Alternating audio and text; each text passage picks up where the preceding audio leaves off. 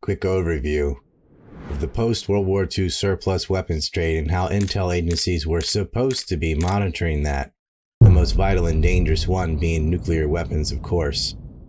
Both sides, the USSR and the USA, kind of looked the other way or even covertly assisted when arms went to factions they felt ideologically were beneficial to their global ambitions. If Turkey is to have the assistance it needs, the United States must supply it. We are the only country able to provide that help. From now on, it means that anti-communist America will make its influence felt in European affairs. The US, however, had one exception, and that is when it went against its own interest regarding Egypt and the vital Suez Canal because of Israeli pressure groups.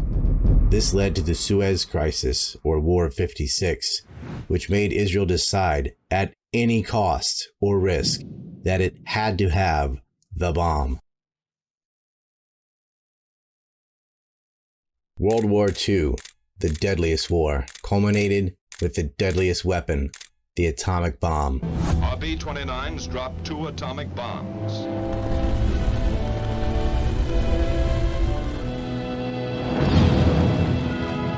Which hastened the surrender of Japan.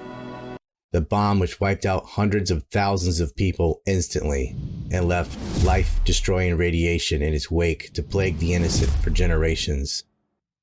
Never had a weapon annihilated a city and its people in seconds. The whole world saw the demonstration. The European powers recognized the Americans had then declared themselves the new superpower. It was a new world order. An iron curtain has descended across the continent. Ladies and gentlemen, the United States stands at this time at the pinnacle of world power, an awe-inspiring accountability to the future. A new problem emerged in peacetime. The weapons surplus across continents was no longer necessary. Some weapons used in the beginning of the war had been made obsolete and were replaced with more advanced models by the end of the war. Black markets for illegal as well as legal arms trades thrived. The OSS had morphed into the CIA. Other states had created likewise counterparts. The age of intelligence agencies and covert war had come.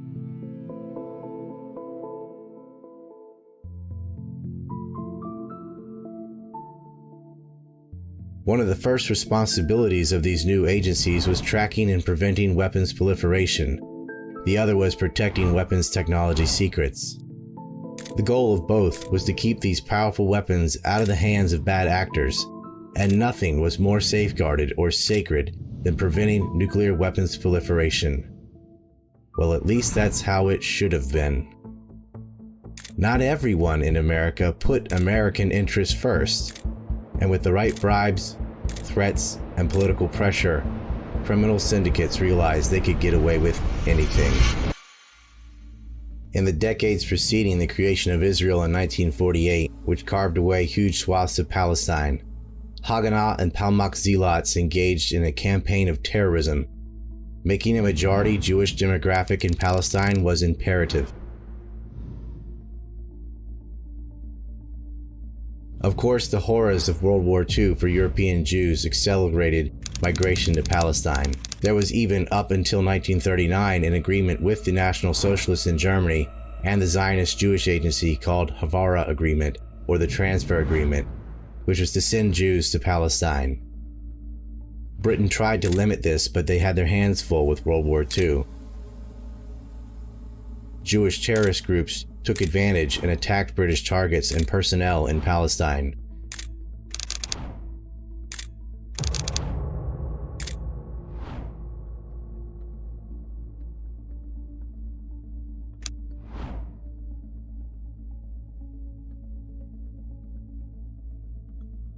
They also smuggled weapons and a lot of dynamite into the country.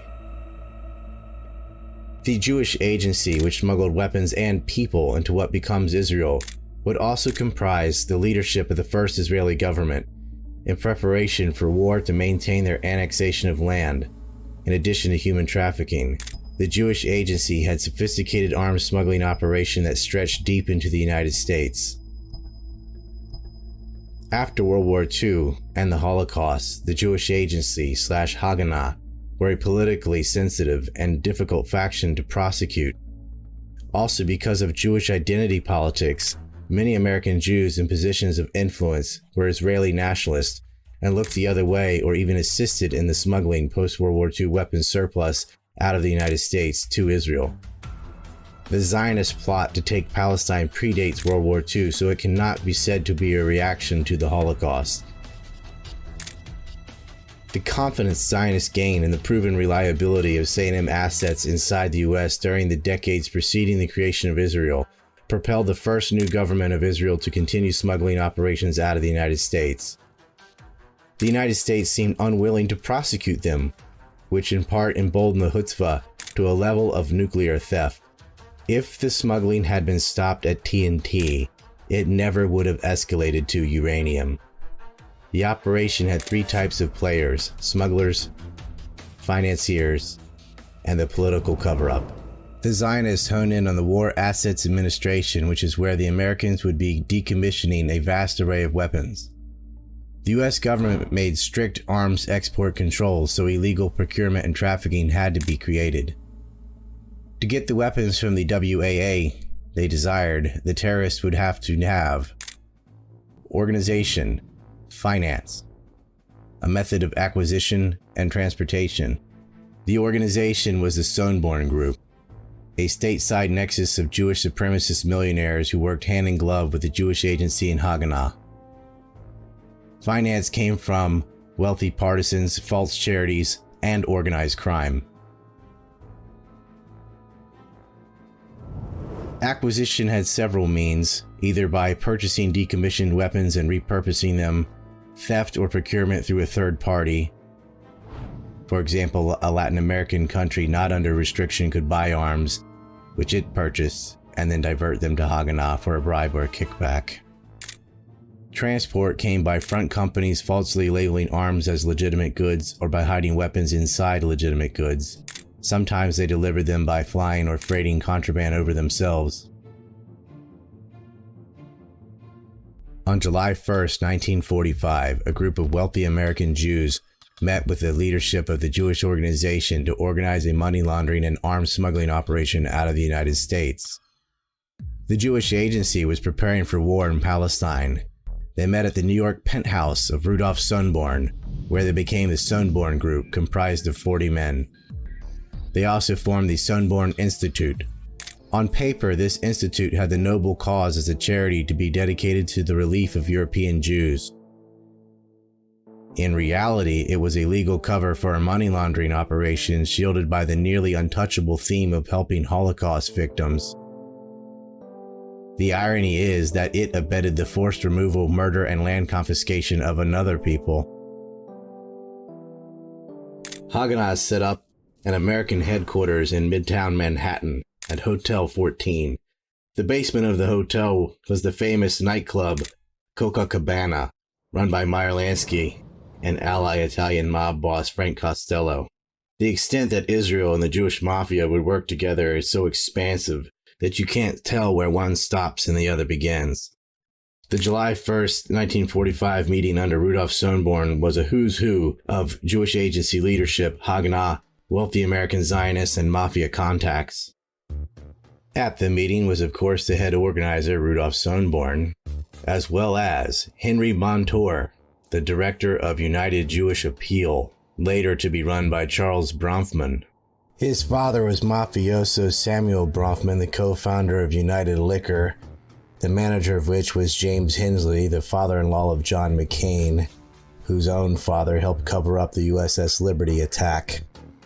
John McCain's advisor, John Weaver of the Lincoln Project, was wrapped up in a pedophile scandal. Maybe can get a job as a producer at CNN. Charles Bronfman's brother, Edgar Bronfman Sr., was the president of the World Jewish Congress. His son, Edgar Bronfman Jr., is involved in financing Jeffrey Epstein, a pedophile, and his two daughters helped finance the NXIVM cult of Keith Raniere, also a pedophile. The executive chairman for the Jewish Appeal under Henry Montour was none other than Rabbi Herbert Friedman, the founding president of the Wexner Heritage Foundation. If you're thinking, wait, that Les Wexner? Yes, from the Mega Group, the one that acted as the financial backbone for Jeffrey Epstein and gave money to Israeli prime ministers, set up the Wexner Foundation, in which Jeffrey Epstein was a trustee of. This Les Wexner, accused of having girls raped on his property. He is a hardcore Zionist, gave Epstein a house, and helped set up the entire operation for Epstein and Maxwell, whose father was a spy for Israel. What a bunch. Acosta was told back off their intelligence. Gee, I wonder which organization they could be talking about. I guess it's Iran. In tandem with the smuggling and the bribing was also a syndicate for blackmail. From Mickey Cohen to Epstein, the playbook never changed. Compromise and control. Most prominent, there was David Ben-Gurion, the chairman of the Jewish Agency and later Prime Minister of Israel. Abba Hillel Silver, chairman of the U.S. section of the Jewish Agency. Teddy Kulik, aka Nasser bin Natan, the executive secretary of the Jewish Agency, and the future mayor of Jerusalem. Yehuda Arazi, who had many names, the Haganah chief arms producer and purchaser.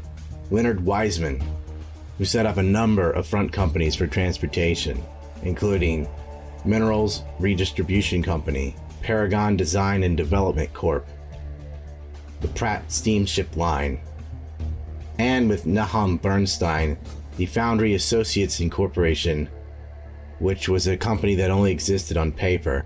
There was Sam Sloan, a scrap metal deal networker, who had multiple scrapyards across the nation.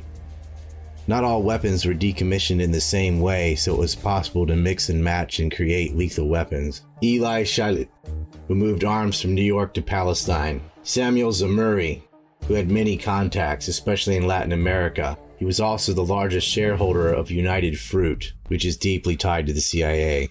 Rovun Daphne of Haganah, who was the liaison to organized crime in the United States, including Sammy K of the Mafia in Miami, who had liaisons to figures in Latin America. Other prominent Mafia figures working with Haganah and the Jewish Agency were Abner Zwilman, who ran the New Jersey ports, Meyer Lansky and Albert Anastasia, who controlled the longshoremen and ran the docks in New York, Mickey Cohen and Mo Dalitz, who raised over $1 million for Irgun terrorists, Babyface Bugsy Siegel and others. The Sunborn Group predates the Mega Group, but that was birthed out of this organization.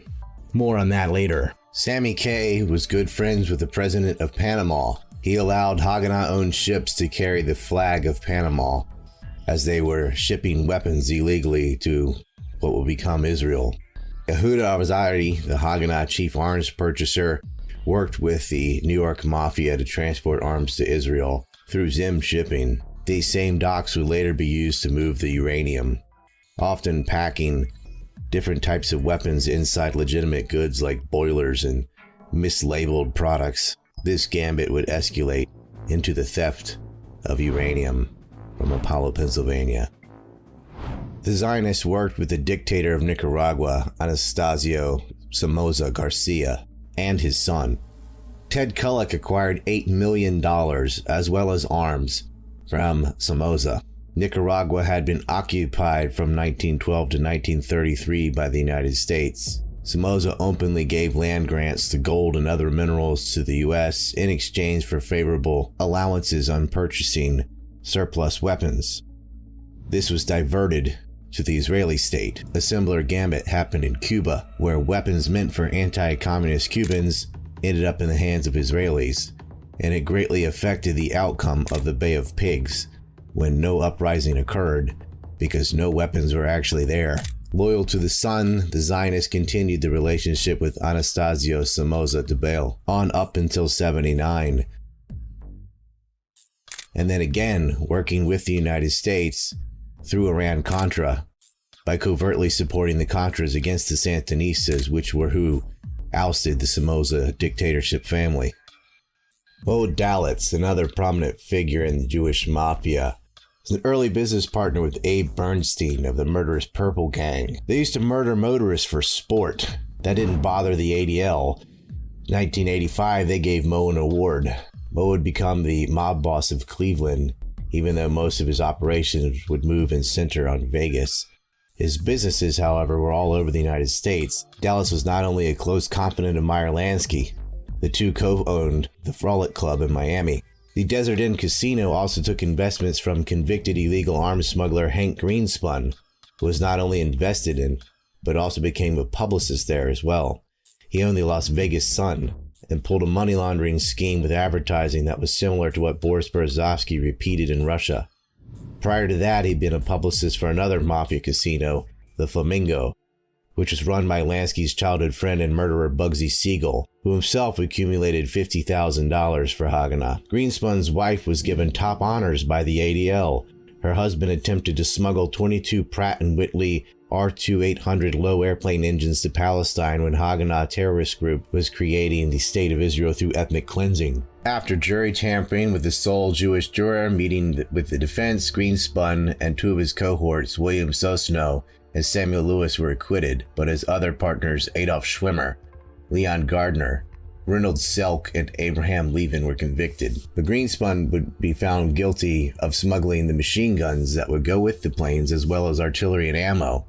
He stole 30 and 50 caliber machine guns from Hawaii and shipped them to Haganah in Palestine through Mexico. This he did working with Nathan Lift. Essentially what they did was move decommissioned weapons from one side of the yard to another, pulling a switch so that weapons that had not been decommissioned ended up in the hands of the Israelis. When he was indicted, Greenspun tried to bribe his way out. He offered $25,000 to Seth Solomon Pope or anyone else designated by Pope to squash a second Neutrality Act indictment against him. Solomon worked in Hawaii at the War Assets Administration in charge of decommissioning and selling off World War II surplus.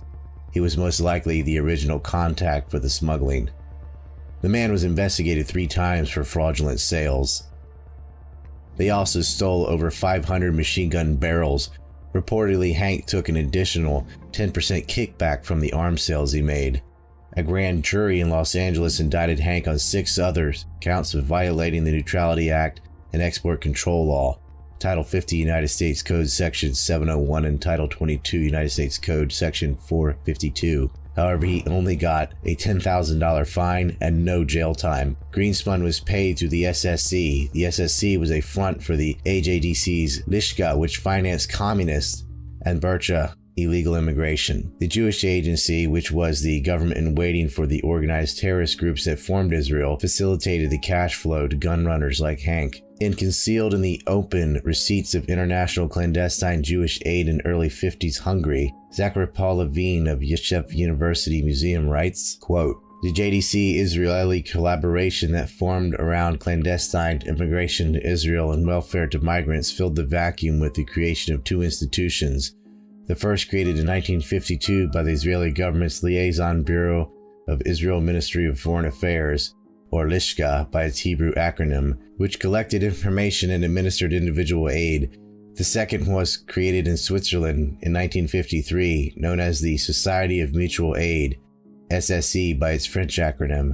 This organization directed AJDC funds to Lishka and represented Jewish aid providers' interests in the communist governments. However, as an American organization at the height of the McCarthy Red Scare, AJDC administrators could hardly justify the appearance of sending cash or material into a state which the U.S. was technically engaged in economic warfare. In March of 1953, the AJDC and Lishka together established the SSE, a paper organization that covered the AJDC's Israeli partnership and provided a means for regularized AJDC funding for Lishka from the Joint Relief and Transit budget that funded activities that might have contravened U.S. law. The SSE Swiss chairman, Erwin Heyman, had years of experience channeling money from the U.S. for Bercha and other clandestine activities.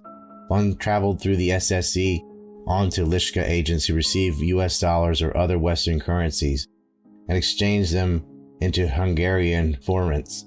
on the black market in Vienna. Subsequently, the funds traveled via diplomatic pouch-worn suitcase of an apparent traveler to the legation in Budapest, whose staff distributed the cash around the country. End quote. We learned from declassified FBI documents that Erwin Hayman, the same man aiding communists on behalf of the Jewish Agency, is who made 3 transfers of $1.3 million to Hank Greenspun. Greenspun would later become the Western Director of Bonds for Israel. Hayman sent payments to Banco del Oro, Mexico by cable. Interesting, because $1.3 million is exactly how much Modalit sank into the Desert Inn casino, which Greenspun was the publicist for and invested in. What a coincidence. If you're into Kennedy research, here's a cookie for you. Hungarian Jew Timur Rosenbaum is the bridge between Meyer Lansky and Erwin Hayman in heavy Florida-Cuba crime syndicate. But we'll put that on the side for now. United Israel Appeal takes tax dollars from the U.S. State Department's Migration and Refugee Assistance account to resettle Jews who are not refugees to Israel. And of course, they give money to the Jewish Agency. So effectively, the State Department is financing the Jewish Agency through Israeli affiliate organizations. Discussing Al Schwimmer, Hank Greenspun, and some of these other crooks with me from the Institute of Research in Middle Eastern Policies, Grant F. Smith. Israel Aerospace Industries, although no one ever mentions it, has been doing this for decades. They were founded by a convicted felon who made his bones by obtaining Lockheed Constellation aircraft for pennies on the dollar after World War II and turning it into a smuggling airline that successfully created a Panamanian front company for a number of these planes, and then collapsed it and flew them overseas to smuggle arms from Czechoslovakia to Palestine. And so that's the founder of this company. Later, they were involved in stealing Dassault's plans for their jet fighter and helping Israel create its own platform. Rooms of plans, just giant quantities of plans. They were involved in Iran-Contra in some aspects. They were involved in all sorts of things. And so, and a lot of those guys from both Iran-Contra and from the ZOA guys got pardoned after being caught. Well, absolutely. Al Schwimmer was pardoned relatively soon. What you see in the documentary record is that some of the early smugglers who were smuggling for the War of Independence in the 40s, Al Schwimmer, Hank Greenspun, Charles Winters, all of these people later received presidential pardons. But they were definitely crooks. And Hank Greenspun, who later went into the publishing business in Las Vegas, his FBI report says that they were involved in bribing jurors to get lighter sentences. And in this case, he never went to prison and later got a pardon. So there's a whole lot of corruption involved in the fact that such major arms traffickers, just violating the Arms Export Control Act and Neutrality Act willy-nilly, never really faced any consequences. And indeed, it helped their reputation with their foreign patrons. Things looked grim for Al, Sam, and the other defendants. But they had a secret weapon, and they didn't even know it. It was delivered accidentally by an Israeli Air Force friend, an ex-intelligence officer who was studying at UCLA. So I go down to the courthouse, and they're in the process of impaneling a jury. And I see the next prospective juror is the fellow from my speech class at UCLA who gave a very strong pro-Israel speech. So I called the attorney over and I told him about this guy, and they got him on the jury. He hung the jury. So instead of jail sentences, the deal made was that there would be only fines. So the sentencing came down, and they were convicted felons, and they had a $10,000 fine each to pay, which the Jewish Agency took care of. But what it meant was, once you're a felon, you can't vote, you can't carry a firearm, you can't do all these other things. So that left a bit of a mar on our SELC anyhow. The only time somebody went to jail was Charlie Winters, who was a non-Jew, who got stuck in Florida. Charlie Winters spent 18 months in prison for selling Al 2 B-17s. Yeah, Charles Winters smuggled in some B-17 bombers, B-17, which, at that time was high tech. Well, it was. These things cost $250,000 to develop back in the day. He acquired them because he wanted to have a fruit business, bringing in tropical fruit between Florida. And he had sort of demilitarized some B-17s to haul cargo. But those were still very valuable in terms of being able to retrofit them and use them. And so, the investigation only managed to convict a handful of people. And if it had been done right, if they really wanted to uphold U.S. laws, then they would have literally arrested hundreds and hundreds of people, including a lot of lawyers in New York, including a lot of on-the-ground people all over the country. But instead, they just let it all go. And our argument is really that we're in kind of the state we are today because it's now assumed that this sort of impunity is going to continue indefinitely, that you can pretty much do anything you want if you're righteous.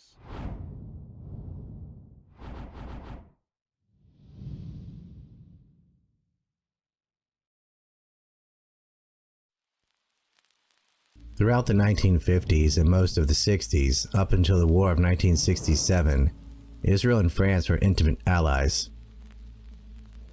Following World War II was an era of decolonization. Older European colonial powers such as Britain and France were unable to continue ruling most of their offshore colonies in Africa and Asia, many of which were waging struggles and wars for self-determination against them. In North Africa, Algeria, which was colonized by France, was by 1954 up in arms against its colonial overlord.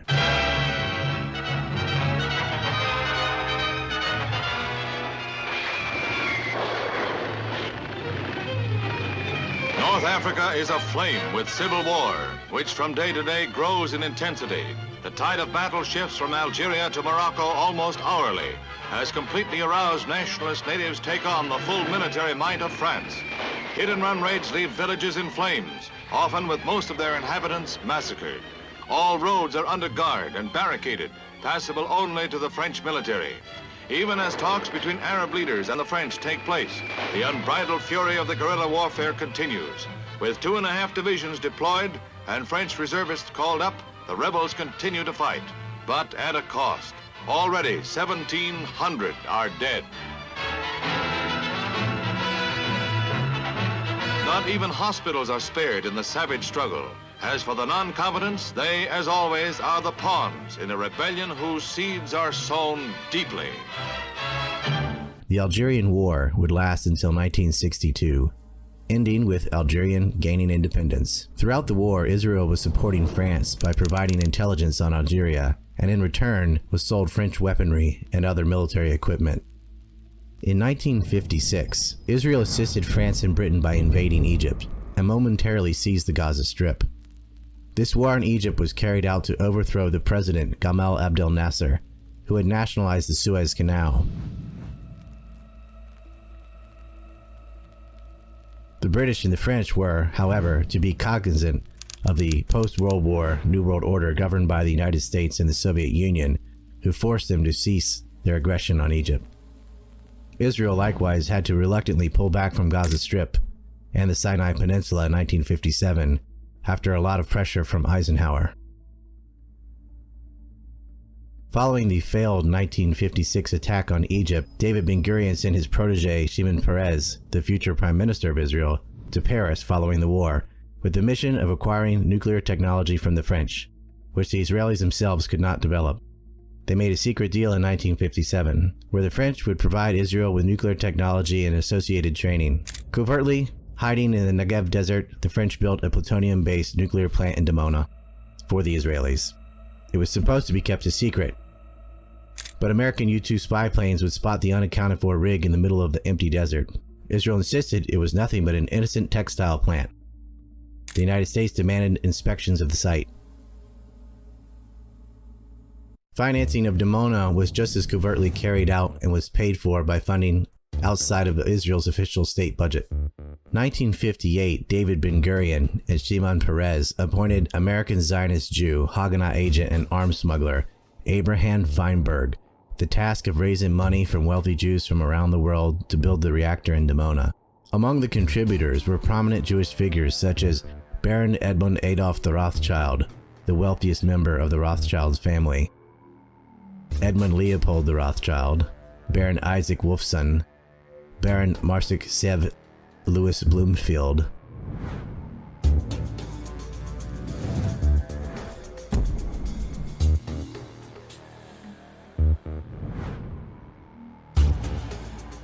Samuel Zaks,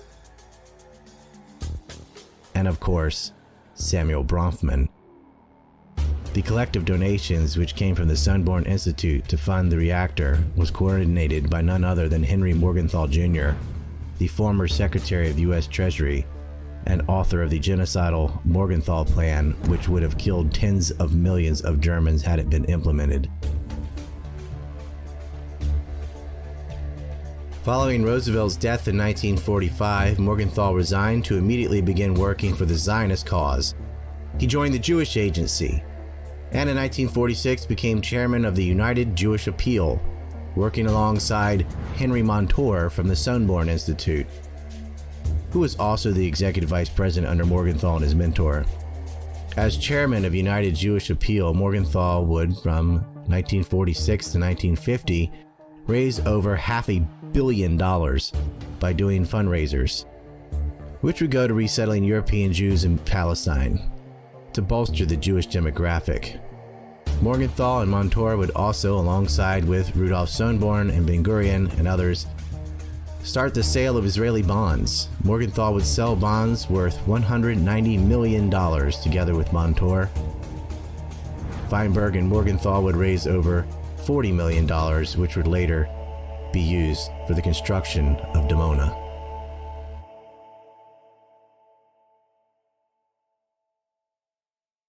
The Sunborn Group was not just working with the criminal underworld and the Jewish Agency and Haganah terrorists. They also had help from the inside. Because none of these crimes were being prosecuted, they got more and more brazen.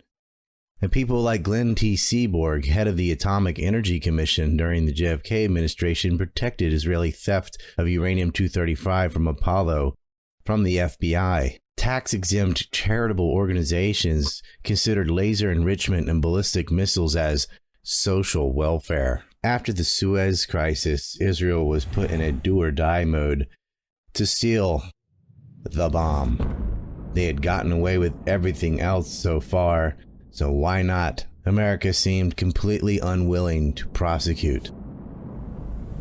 This is where Zalman Shapiro and Raphael Adenton would enter the stage.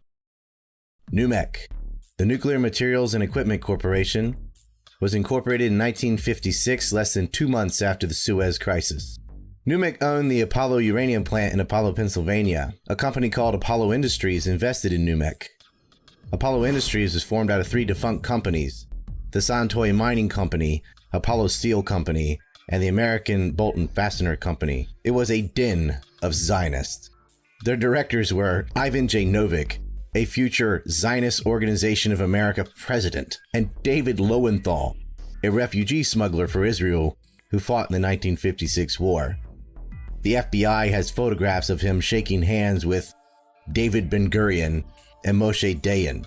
Lowenthal's partner was Dr. Zalman Shapiro, the president of NUMEC, and also the Zionist Organization of America chapter president of Pennsylvania.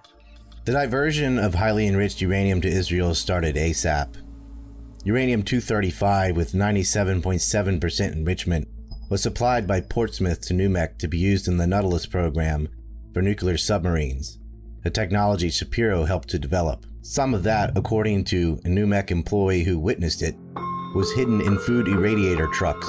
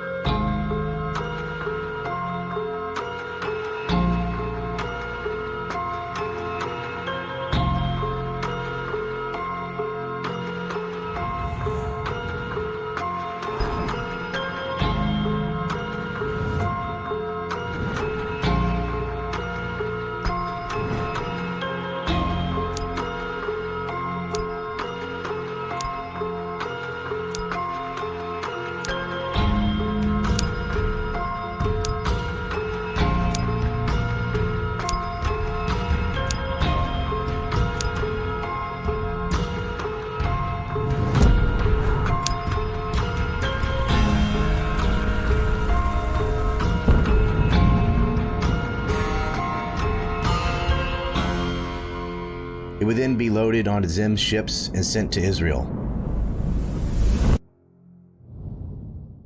They used the same mafia-run docks the Sonborn Group, with its camarilla of Haganah terrorists and Jewish agency leadership, had used to smuggle conventional weapons for Israel's first war and earlier acts of terrorism.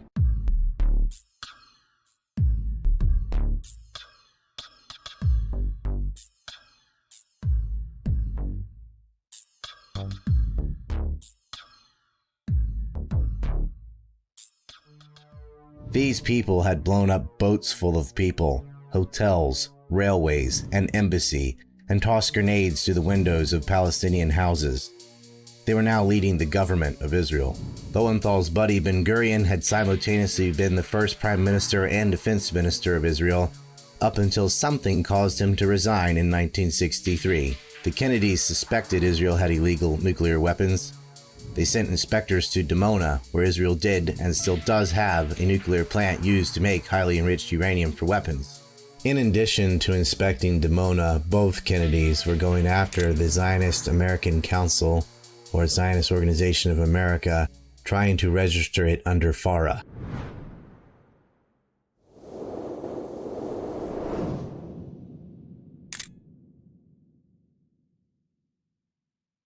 That was a do-or-die situation for Israel.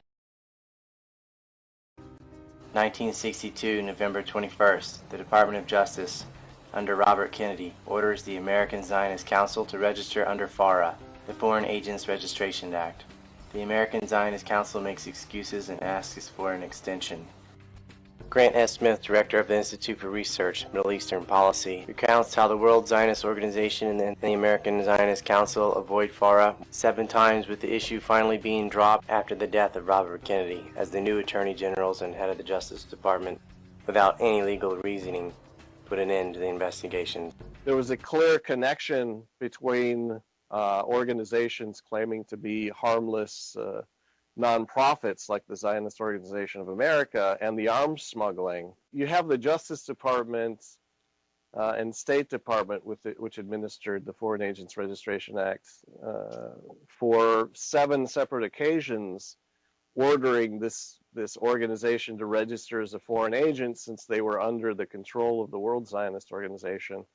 And yeah, as you said, they made a deal with the top person of justice, and that really shows how political DOJ attorney generals are. Made him basically overrule the staff attorneys and the career people, as I'm sure never ever happens here in Washington, but overrule them, kind of stab them in the back and say, you know what, ZOA doesn't have to register.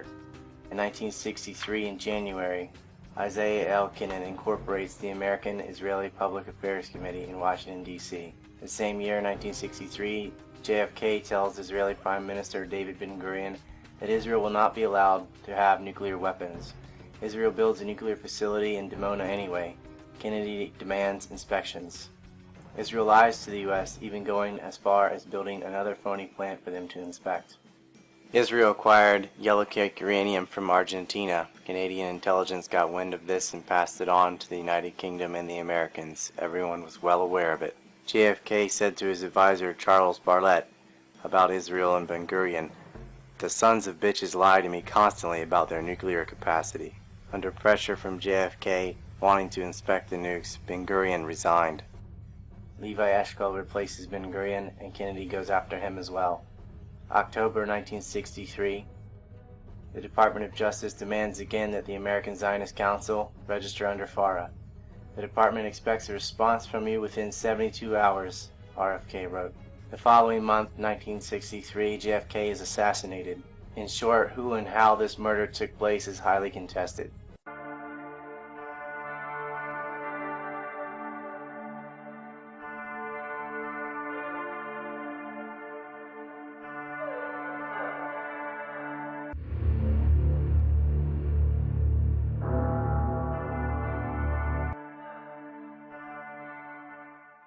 Everything pertaining to what's happening has never come to the surface.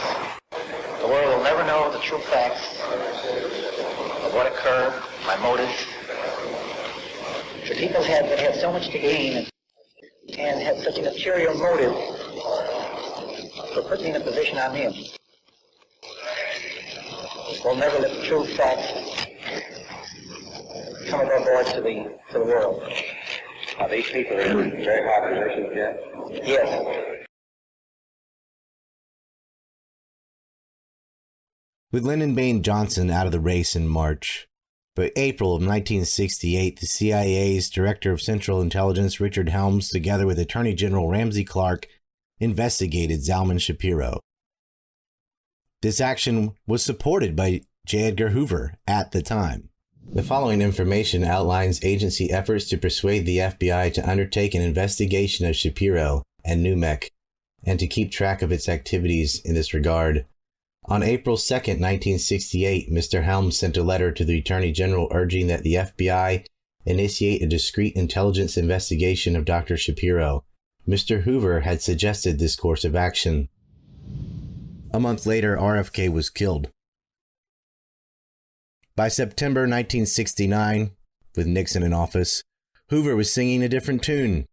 He discontinued any further FBI investigation and pulled a 180 on his recommendations to Helms. Hoover further stated that the FBI was discontinuing any further active investigation of the case.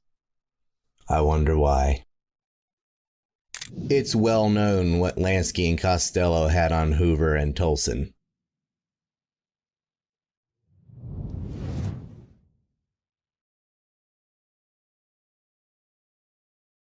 However, CIA staffers already had dead-to-rights physical evidence. John Hayden and Carl Duckett had done the legwork. Highly enriched uranium with a Portsmouth signature with 97.7% enrichment had been found by testing the flora outside Dimona. The US was the only country with those means, and the Nautilus program's U-235 at NUMEC was the only program in the world that had that level of enrichment.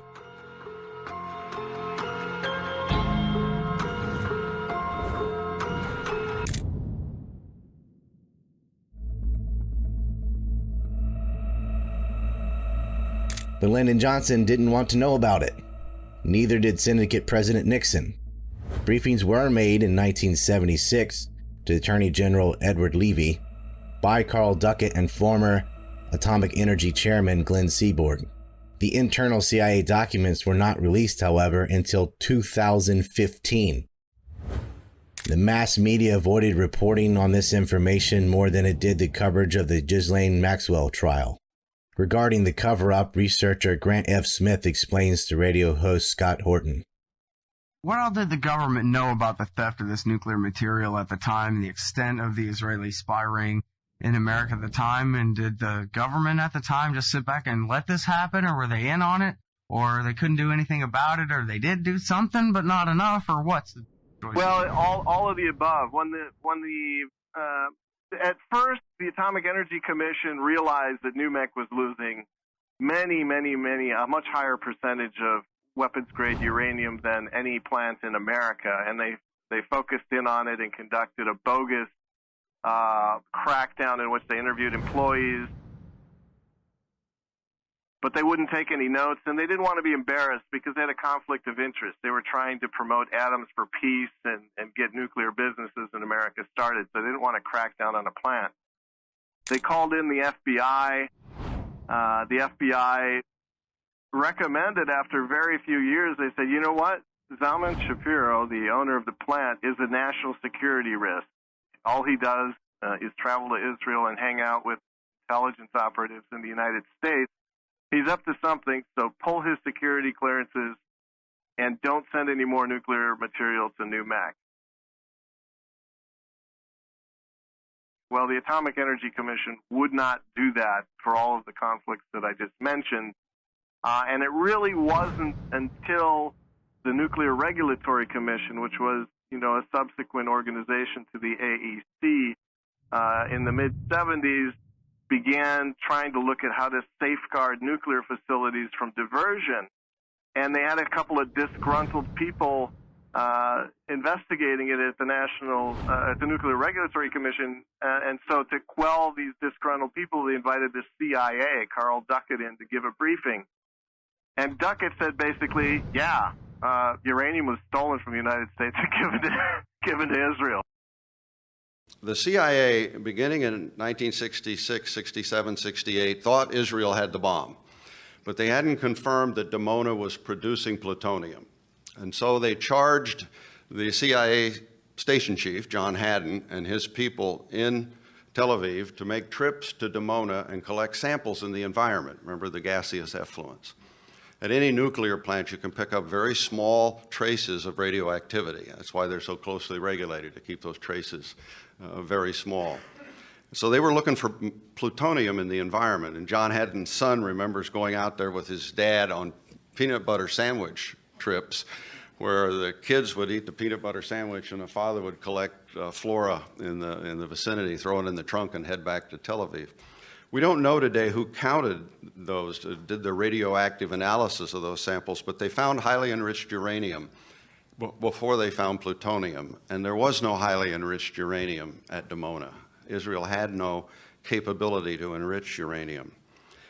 What we know today is that they were able to put a signature on that highly enriched uranium that proved that it came from the United States, that it came from the Naval Nuclear Program, because the fuel for Navy reactors was 97.7% enriched.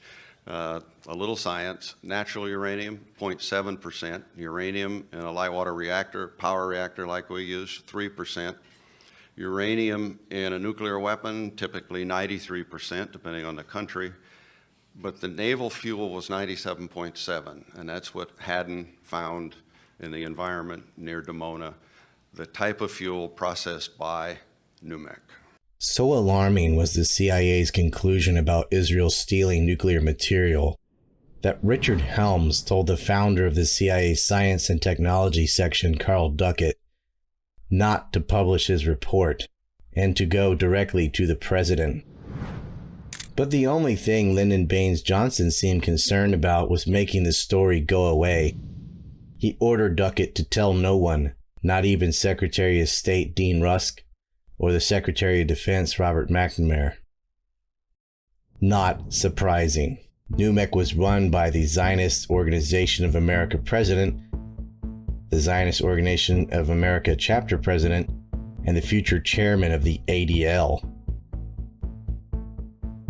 Johnson's own family overlapped with these Jewish supremacist organizations. According to the Jerusalem Post, LBJ's aunt was in the ZOA. Also, his father and grandfather both fought for clemency for the child-murdering rapist pedophile Leo Frank. Frank had been the chapter president of B'nai B'rith in Georgia. He had child laborers working in his pencil factory, one of them a 13-year-old Mary Fagan, whom he raped and murdered. The ADL was created over this case to defend Frank. It is not an anti-defamation league. The ADL is just another Zionist organization that uses the charges of anti-Semitism to defame anyone critical of Israel's state policy of ethnic cleansing. LBJ was not only a Zionist from a hardline Zionist family, he was compromised. Johnson was having an affair with an Irgun terrorist, Matilda Krim, the wife of a Johnson advisor and willing cuck, Arthur Krim. In fact, that's where he was and who he was with on the night of the outbreak of the Six-Day War. It's almost like some faction knew he was so compromised that they could even attack an American ship and murder U.S. servicemen without consequence. Oh, and they did. And once again, LBJ, other than grabbing his ankles for Israel, did little other than issuing a gag order on the American survivors. Wow, somebody really wanted Kennedy out and LBJ in. I guess it was Cuba. Not. A note, on the first anniversary of the Six-Day War, RFK was murdered, allegedly by a Palestinian. The Kennedys had put pressure on the American Zionist Council for Public Affairs, now known as AIPAC, American Israel Public Affairs Committee. In 1963, the Senate Committee on Foreign Relations hearings revealed that the American Zionist Council had laundered over $5 million of Jewish agency funds into lobbying activities. The American Zionist Council simply dodged the Foreign Agent Registration Act order by moving all of its major functions to AIPAC, and umbrella organizations like the ZOA and Hadash became permanent members of AIPAC's executive committee. Once Johnson was in office, Israel had an unchecked foreign lobby with no resistance, free to bribe their way into further power. AIPAC is currently the most powerful lobby in D.C. Now, to pick up on Grant's comments, he indicated that it may help in the United States because it allows policymakers in Washington to pretend that Israel doesn't have nuclear weapons. And he was complaining about the fact that its policy of opacity undermines accountability. I don't think so. I don't think it matters much at all because there's no accountability for Israel on any issue. They don't need opacity. Listen, if I went to the Middle East and visited Israel and I was killed, somebody shot me there, do you think there'd be any accountability? Seriously. If any of you went to the Middle East and were killed, do you think there'd be accountability? There wouldn't be. This is how outrageous this situation is. Just think about the Liberty. Think about Rachel Corrie. Think about this Turkish American who was just killed in the flotilla. There's no accountability. The Israelis can do almost anything and get away with it. So the idea that opacity matters, I don't think so. The lobby basically believes it can finesse any issue. They've never seen an issue that they can't finesse. Look at what they did with the Goldstone report. Judge Goldstone, right? I followed this issue very carefully, and he asked me to put my strategist hat on. As many of you know, I went to West Point. I was in the military for 10 years, and I cut my teeth in this business by doing military matters. The first time I ever went to Israel was to study what happened in 67, 73, and actually the 56 wars. And I could tell you in great detail how those wars were fought. And I followed what happened in Gaza in 2008, 2009. Judge Goldstone, if anything, was too soft on the Israelis. Anybody who followed this carefully knows that he basically got the story right. And again, to the extent it was wrong, he should have been tougher on the Israelis. Right? But you saw what happened to Judge Goldstone. This is how powerful the lobby is. Alan Dershowitz was correct, right, when he said that Jews of my generation created what is perhaps the most powerful interest group in the history of democracy. Right? Remarkably powerful interest group.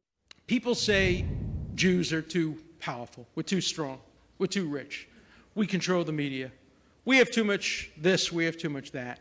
And we often apologetically deny our strength and our power. Don't do that. Don't do that. We have earned the right to influence public debate. We have earned the right to be heard. We have contributed disproportionately to the success of this country. Never, ever apologize for using our strength and our influence in the interest of peace. And if you need a biblical source for it, just remember the psalmist who said, Hashem owes li'amo yitain. God will give the Jewish people strength, owes. And then, only then, Hashem yivarech et amo b'shalom. Only then will God give the Jewish people peace. Peace will come for the Jewish people and the Jewish nation only through strength. Never apologize for using your strength. It wasn't like the NUMEC operation was some super smooth criminal op that was impossible to detect. They were sloppy. Literally. They got caught. The power wasn't in the logistics of the operation, but in the uncanny ability to cover it up. Later, Seaborg wrote a number of books, and he wrote 3 of them that were memoirs where he discussed NUMEC And in one of them, he said, what good would it do to admit that HEU had been stolen and given to Israel? He denied that it happened, but he said, what good would it do? As early as 1966, the Atomic Energy Commission was aware that 392 pounds of highly enriched uranium was missing from the NUMEC plant. It only takes about 33 pounds to make an atomic bomb. Apollo was littered with radioactive material, and the current cost of cleaning it up is $500 million, or about 1/8 of what the U.S. gives to Israel in aid every year. Yes, we actually pay the country that robs and attacks us. The effect of Israel stealing the bomb goes beyond nuclear proliferation. Every cretin, from religious fanatics to mafia bosses, benefited from the U.S.'s unwillingness to act. My fellow citizens, at this hour, American and coalition forces are in the early stages of military operations to disarm Iraq, to free its people, and to defend the world from grave danger. On my orders, coalition forces have begun striking selected targets of military importance to undermine Saddam Hussein's ability to wage war.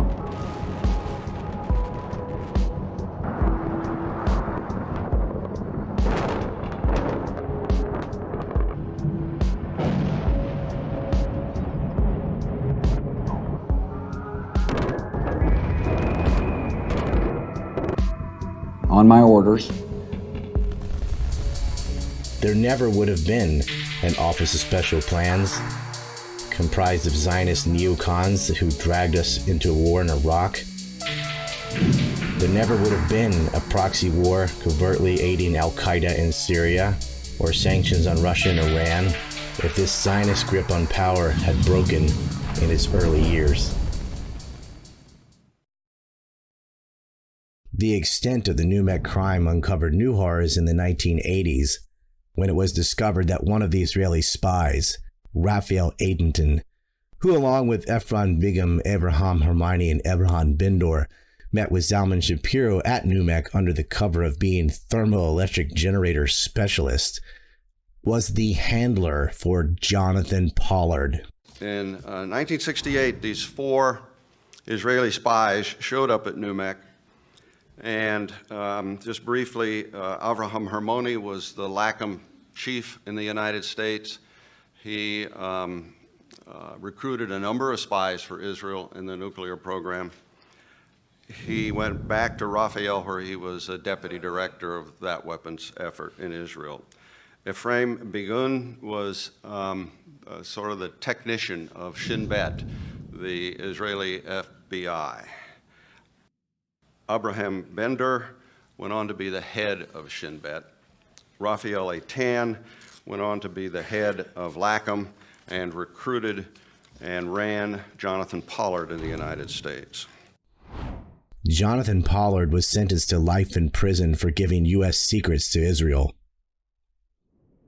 including the U.S.'s first strike plans against the Soviet Union.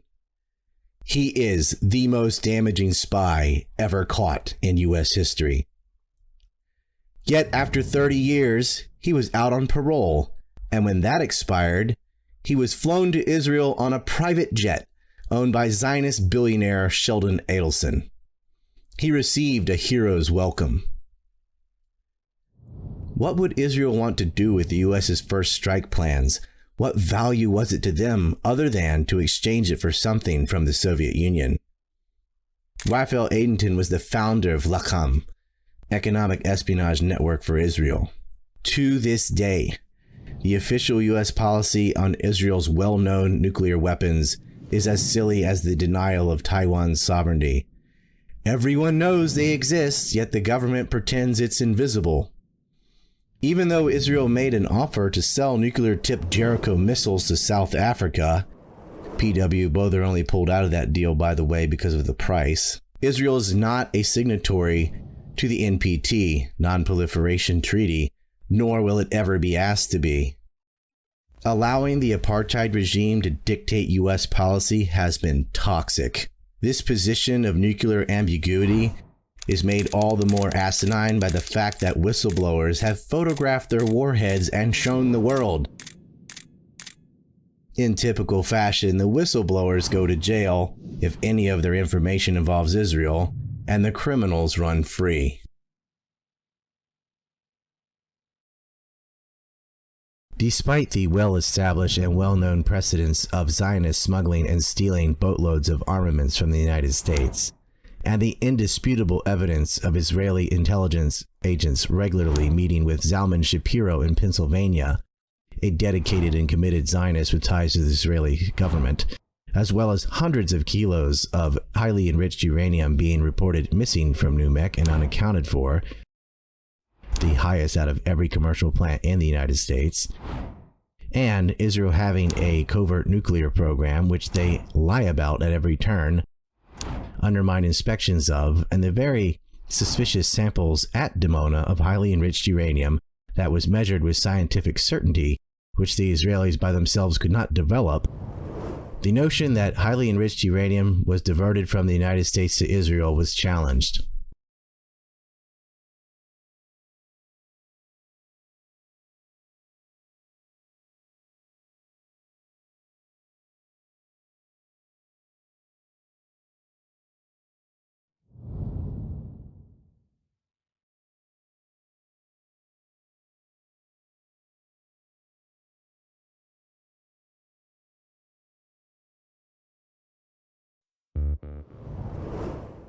He related that when he entered the loading dock area on this particular evening, he noticed a flatbed truck backed up to the loading dock with some strange equipment on it.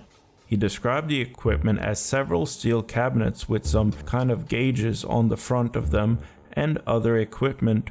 He opined the equipment may have come from the pelletizer area, of which he was not familiar. He advised he then noticed the NUMEC owner, Dr. Salman Shapiro, pacing around the loading dock while we're loading stovepipes into the steel cabinet type equipment that he observed on the truck. He stated that the stovepipes are cylindrical storage containers used to store canisters of high enriched materials in the vaults located at the Apollo nuclear facility. He stated that the stovepipes contained 3 or 4 canisters, which were described as highly polished aluminum with standard printed square yellow labels, approximately 3 inches in diameter by 6 inches tall, that normally are used to store high enriched uranium products, which he defined as 95% uranium. He advised he was sure this was high enriched uranium products due to the size and shape of the container and the labeling. He stated that the containers he used in the low enriched area were much larger than the canisters he observed and used a different label. He further advised that the route the workmen transporting the stovepipes used took them away from the low enriched area and brought them onto the dock through a different door. The low enriched materials vaults were located approximately 50 feet from the dock area down an angled corridor. He said the normal route for high enriched materials from the high enriched vaults was down the same corridor where the low enriched vaults were located. He said he noticed that the destination for the equipment on the truck was Israel and that it was transported by ship. He stated that after he had quickly read the information contained on the shipping order, Redacted grabbed the clipboard away from him, telling him in words to the effect that the material contained in the shipping order was confidential and not for his eyes. He advised that shortly thereafter an armed guard ordered him off the loading dock. He stated that he did not observe anybody call the armed guard, nor did he see the guard on the dock, but that he believed the guard came from one of the hallways adjoining the dock. He further advised that it was highly unusual to see Dr. Shapiro in the manufacturing section of the Apollo nuclear facility. It was unusual to see Dr. Shapiro there at night, and very unusual to see Dr. Shapiro so nervous as to pace around. He advised he had not come forward because he had a large family to support and the day following the incident, the plant personnel manager of NUMEC threatened to fire him if he did not keep his mouth shut concerning what he had seen on the loading dock the night before. He further advised he mentioned the threat he received from the personnel manager to his union steward, whereupon he claims he was visited by some Union goons from Kittanning, Pennsylvania, and again told him to keep his mouth shut. Seymour Hersh, an award-winning journalist that covered the stories of the My Lai massacre in Vietnam and Abu Ghraib prison scandal in Iraq, concluded in his book, The Sampson Option, that Carl Duckett's assessment that Israel developed nuclear weapons with highly enriched uranium stolen from the United States was incorrect. Quote, Zalman Shapiro did not divert uranium from his processing plant, NUMEC, to Israel. The missing uranium was not stolen at all. It ended up in the air and the water of the city of Apollo, as well as in the ducts, tubes, and floors of the NUMEC plant. End quote. Yes, much of it did end up in those areas. However, much of it was also diverted to Israel. According to the Department of Energy, in an extensive audit in 2001 where they took all the records they could lay their hands on, they calculated that NUMEC's materials unaccounted for were massive, and that the highest losses occurred between 1966 and 1968, not even this earlier period where they were mishandling contracts. That in total, 269 kilograms of U-235 were lost between 57 and 68, and only 76 kilograms lost after 1969 and 1978. Now, the common denominator here is when Zalman Shapiro was actually in charge of the operation. During his reign, they lost about 2% of the U-235. Subsequently, after he moved on, they lost about 0.2%. And this is in spite of the fact that, according to the DOE, total throughput went up. So ARCO and Babcock and Wilcox were handling more material and losing less of it, according to the Department of Energy 2001 audit. And NUMEC, even though it was tiny, won the American record for U-235 losses. Nearly twice the amount of other companies in the same industries, cohort organizations, according to the Energy Department. Now, what you hear from defenders of Zalman Shapiro and NUMEC is that, and Seymour Hersh, who, even though he interviewed Abraham Feinberg, never knew that he was actually the nuclear funding coordinator. Don't know how he missed that. But you hear from Hersh and others in his famous book, The Sampson Option, that all of the material was recovered when Babcock and Wilcox took the plant apart. And it's true that 95 kilograms, according to the Energy Department, were recovered. But that wasn't all that was missing. This still leaves, to this day, a balance of 337 kilos. And this is discounting processing losses, sloppy operations, everything. So the outstanding balance is 337 kilograms. Seymour Hersh further asserts, Duckett and the other government investigators into NUMEC acknowledged that there was no meaningful correlation between the uranium processed in the NUMEC plant and the traces of enriched uranium picked up by American agents outside Dimona. Roger J. Mattson, a trained scientist who has served in the Atomic Energy Commission, Nuclear Regulatory Commission, and the Environmental Protection Agency, has consulted on nuclear safety and security matters in his professional career, and in 1976 led a Nuclear Regulatory Commission task force addressing the NUMEC affair, goes to great lengths in his book, Stealing the Atomic Bomb, How Denial and Deception Armed Israel, debunking that claim made by Seymour Hersh. Among the many points Mattson brings up to refute Hersh, the most salient are the facts that only 5 countries, France, Britain, Russia, China, and the United States, were able to enrich uranium at that time, and more importantly, the samples of uranium found at Dimona matched the highly enriched uranium that was developed in the Portsmouth plant, which was supplying Zalman Shapiro's NUMEC plant.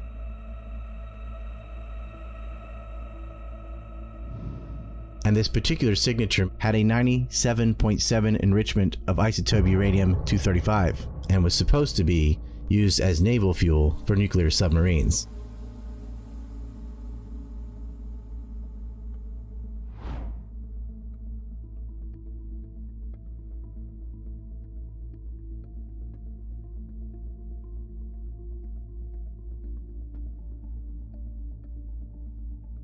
Coupled with high losses of highly enriched uranium from NUMEC that was unaccounted for, its ties to Israel, there is of course a correlation between Dimona and NUMEC, contrary to what Hirsch claims. It ought to be mentioned that this information became public knowledge in 2006, and Hirsch published his book in 1991. Also in Hirsch's book, he cites interviews he did with Zalman Shapiro himself.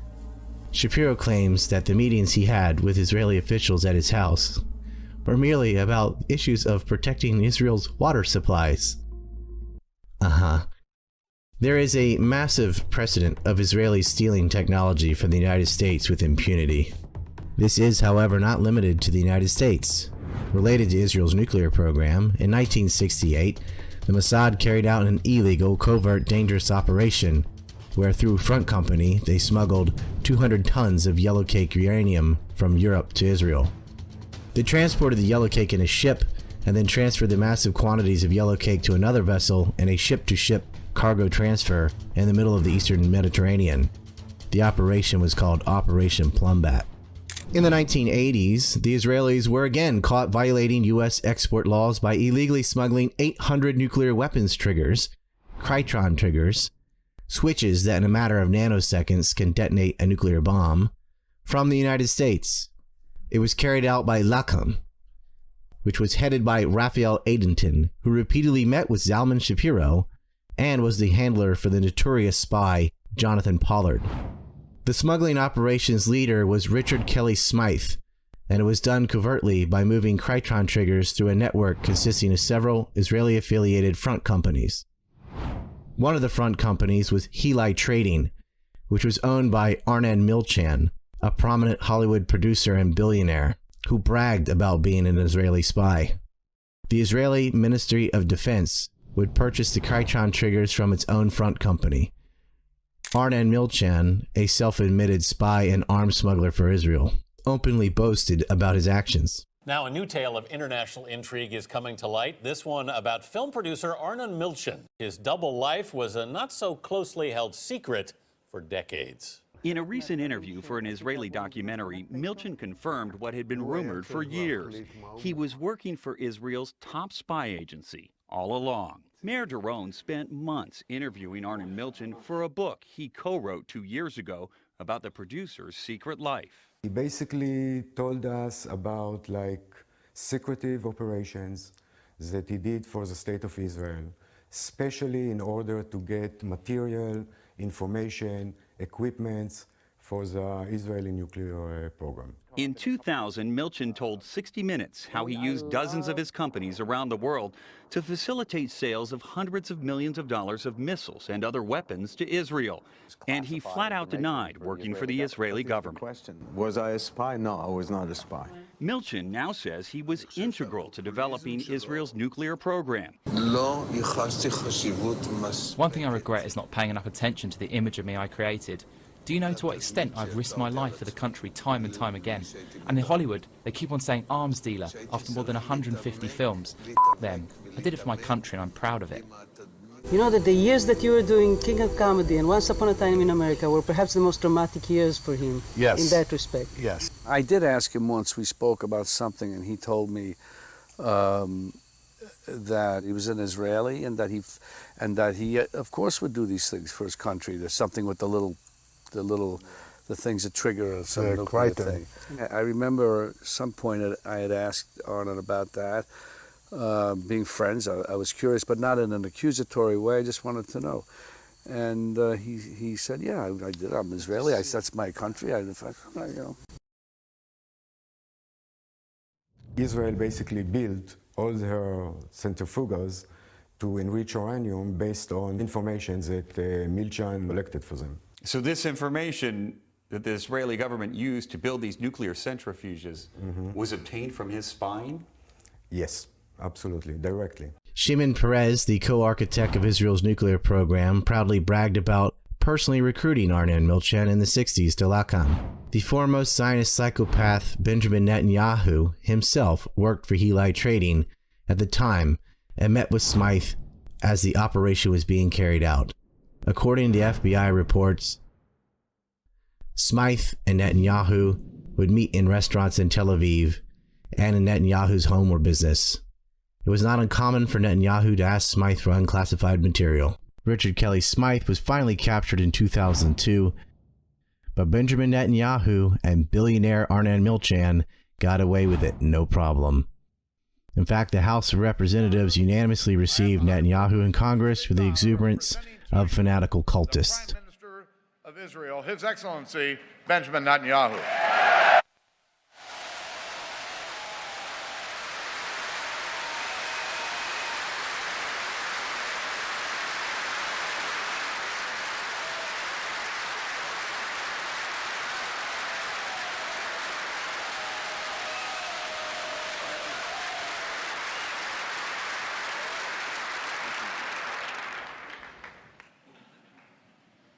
I want to thank you, Democrats and Republicans, for your common support for Israel, year after year, decade after decade.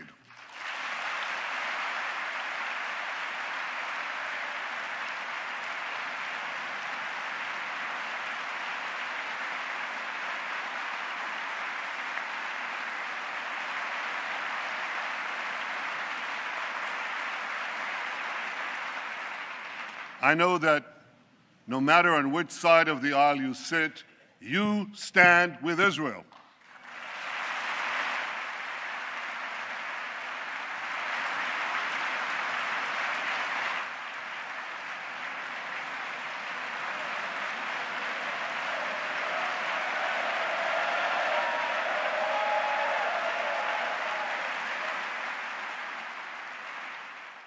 Before Julian Assange, there was Mordecai Vanunu.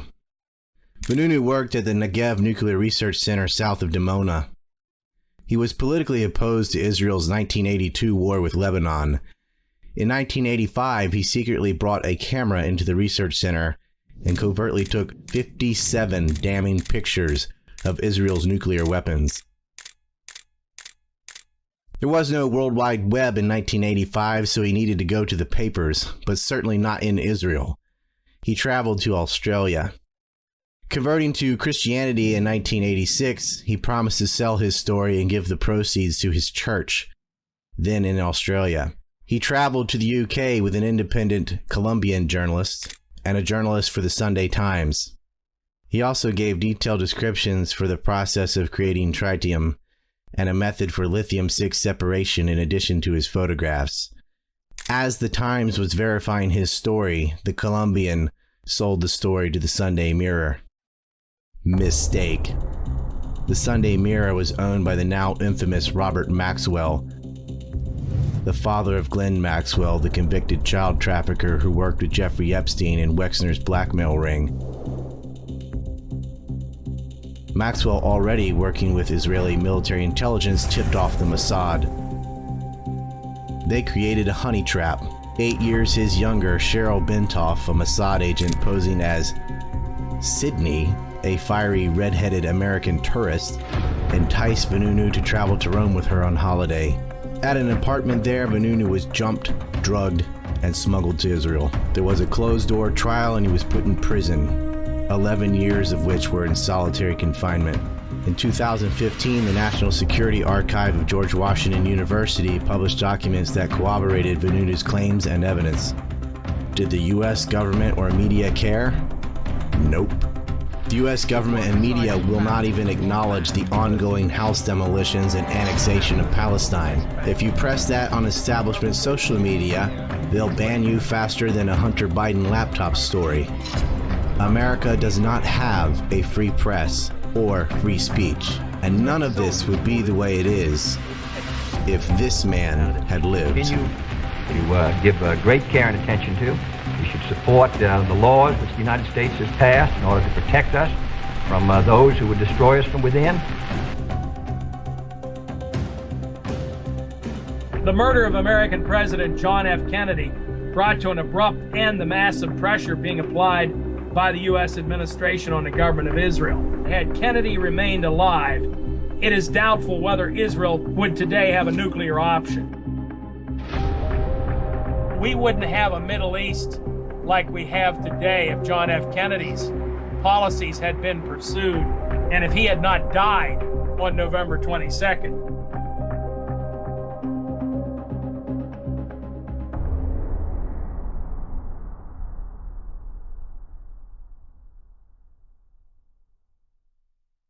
But it's really interesting about Mordecai Vanunu. You know, it was in 1986 is when he blew the whistle on Israeli nuclear weapons. I found out that Vanunu had actually said, he actually alleged that there was a link between the JFK assassination and the 1967 war that Israel launched against its Arab neighbors. When Vanunu was released from prison under some great sanctions by the Israelis, limiting his contact and so forth with people, he made a public assertion that he believed that supporters of Israel's nuclear weapons program were in fact involved in the JFK assassination precisely because of JFK's efforts to stop Israel from building the nuclear bomb.